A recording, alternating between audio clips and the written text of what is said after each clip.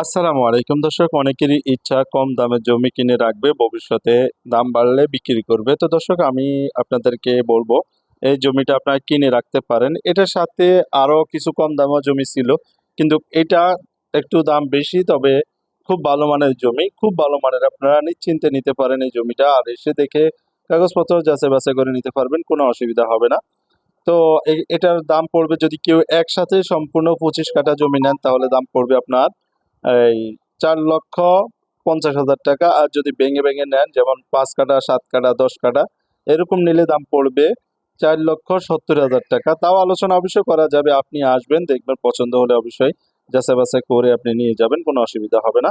তো আমি উদ্যোগটা নিয়েছিলাম, এটা ভাগ করে আমরা কয়েকজনে নিব। তো দর্শক, আপনারা অনেকেই রাস্তা নিয়ে মন্তব্য করেছেন। এই যে রাস্তা আছে, অবশ্যই কাঁচা রাস্তা, পাকা রোড থেকে 1 মিনিটের রাস্তা, হেঁটে আসতে 1-2 মিনিট লাগে পাকা রোড থেকে।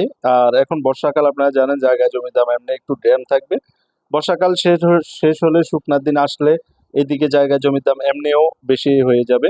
5 লক্ষ টাকার নিচে কোনো জমি পাবেন না।